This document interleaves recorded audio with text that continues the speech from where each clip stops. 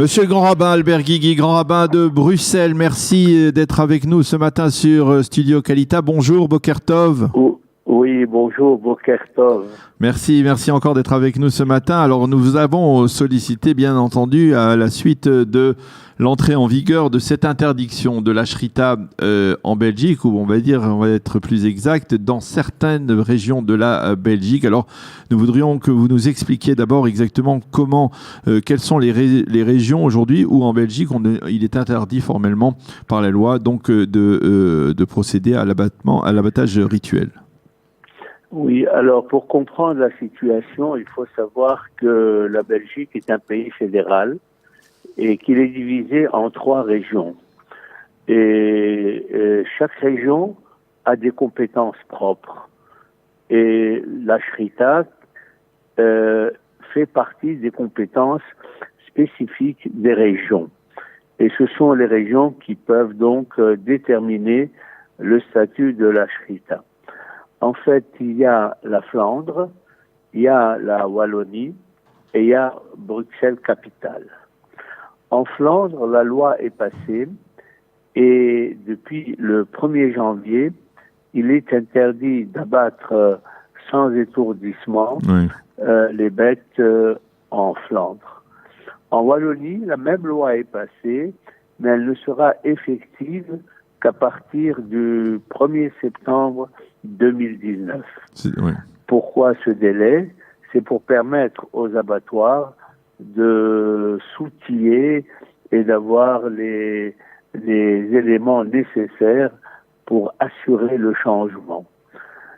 Quant à la région de Bruxelles-Capitale, aucune loi n'a été votée. Alors, on va dire concrètement, monsieur le grand rabbin, cette loi, pour l'instant, elle touche essentiellement des villes comme la ville d'Anvers, où il y a une très forte communauté religieuse et même orthodoxe, et qui va devoir se passer de l'abattage rituel de shrita. Et par contre, il y a une autorisation d'importer de la viande déjà abattue, Nahon ? Oui. Donc, en fait, elle touche pour le moment essentiellement la Flandre.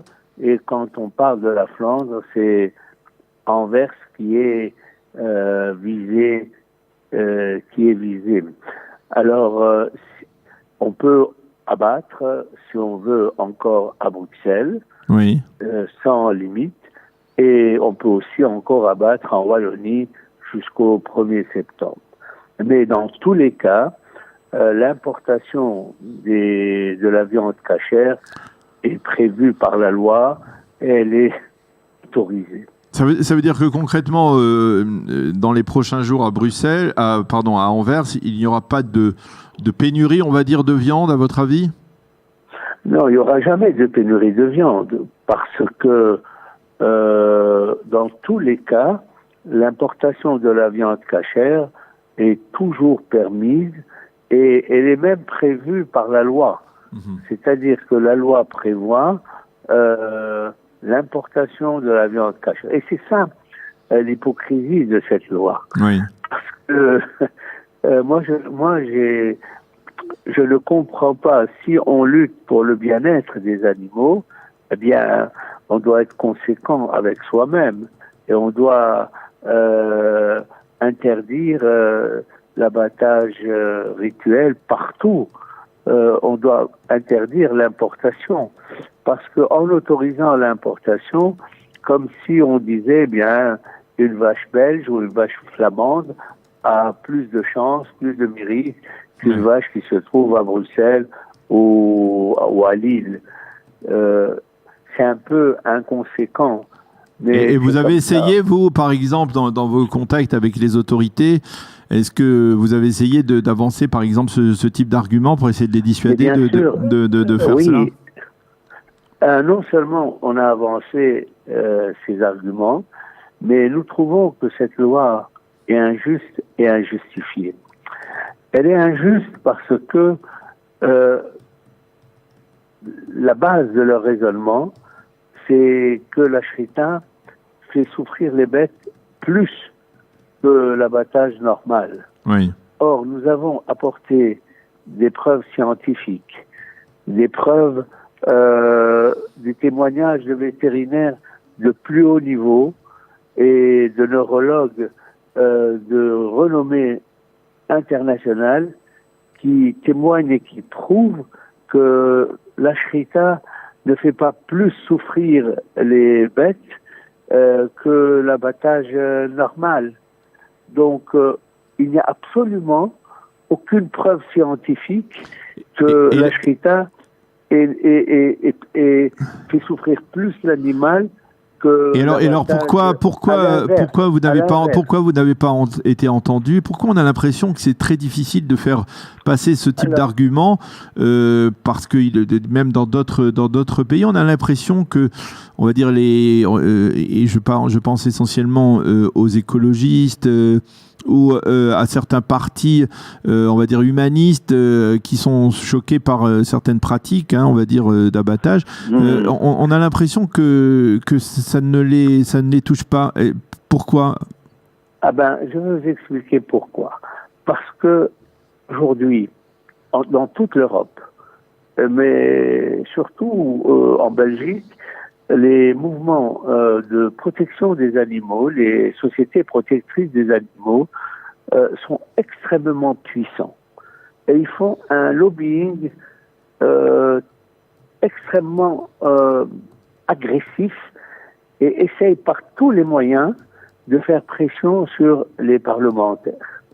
Alors évidemment, un parlementaire, ce qui compte pour lui, c'est d'être réélu.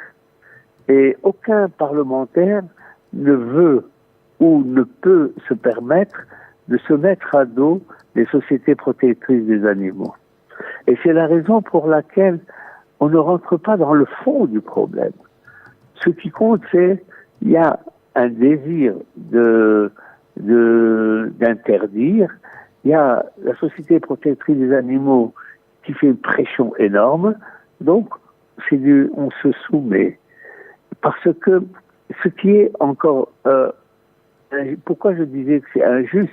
Parce que non seulement il n'y a pas de preuves scientifiques, mais en même temps et dans la même loi, on donne des dérogations à la chasse. La chasse, qui est un sport, et qui finalement fait souffrir les animaux beaucoup plus que la shrita. Donc, on donne une dérogation à la chasse, mais on interdit la shrita. Alors, est-ce que je vous pose la question, est-ce que c'est pas aussi le reflet d'une forme d'impuissance de la part, on va dire, des autorités religieuses, du grand rabbinat, que ce soit le grand rabbinat de Belgique ou même le grand rabbinat des grands rabbinats de France ou d'ailleurs? Non, parce qu'il n'y a pas seulement que la communauté juive qui est touchée, il y a la communauté musulmane également. Aussi. Il y a la communauté musulmane qui est touchée également, puisque eux aussi doivent abattre sans étourdissement préalable. Non, il s'agit là d'un phénomène de société où la protection des animaux devient sacrée.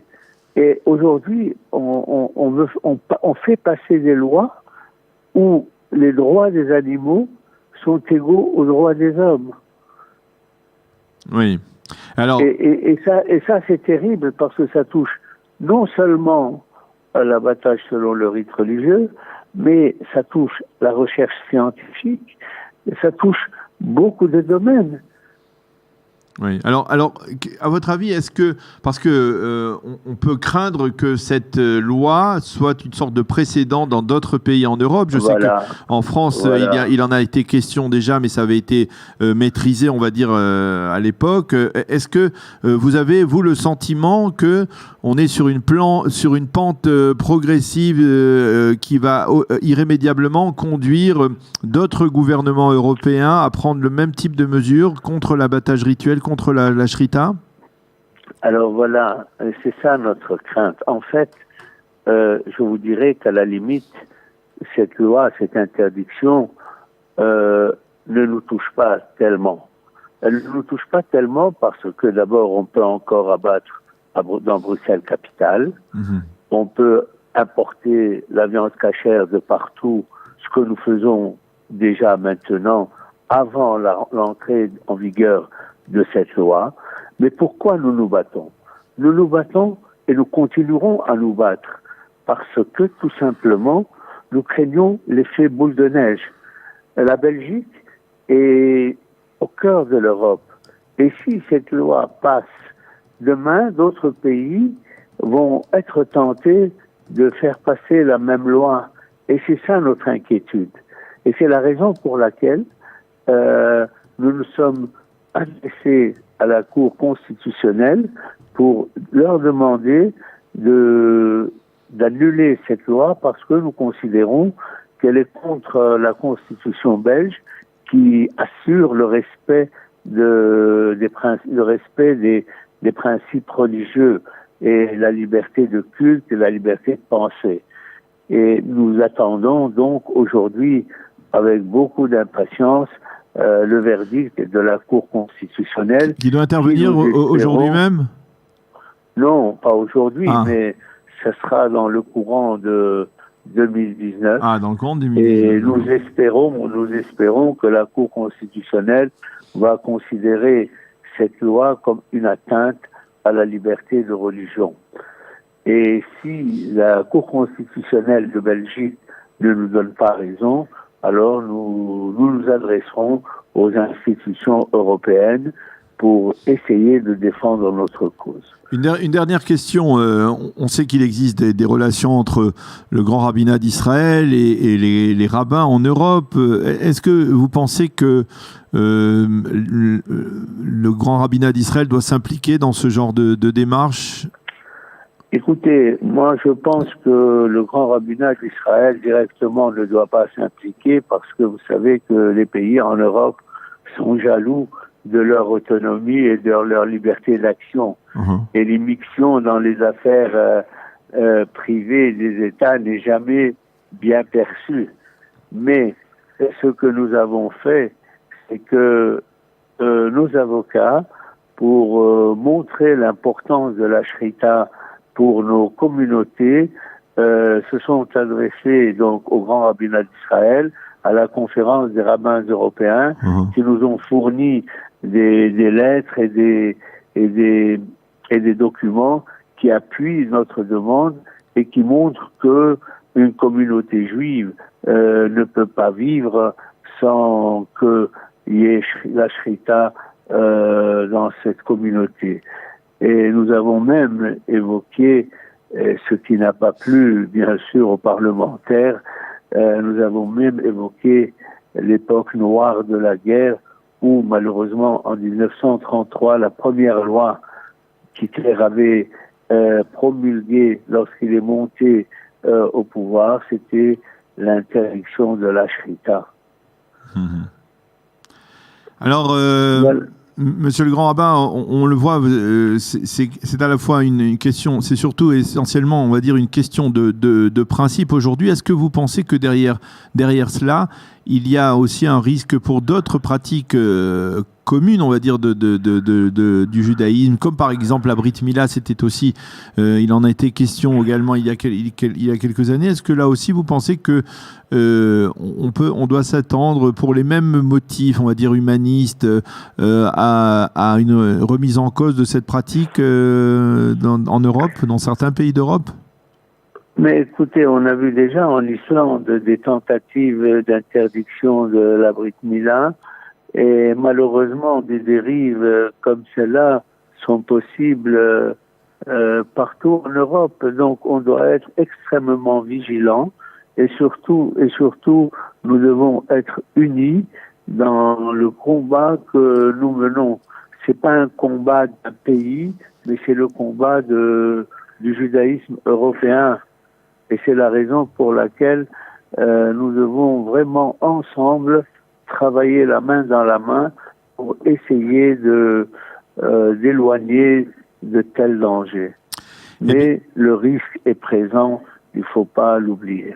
Eh bien, merci beaucoup, monsieur le grand rabbin Albert Guigui, grand rabbin de Bruxelles, d'avoir été avec nous et de nous avoir permis de mieux comprendre, on va dire justement, la problématique de cette décision et de cette entrée en vigueur donc de l'interdiction de la shrita dans certaines régions de Belgique, c'est-à-dire en Flandre essentiellement, donc avec la ville d'Anvers où il y a une forte communauté juive.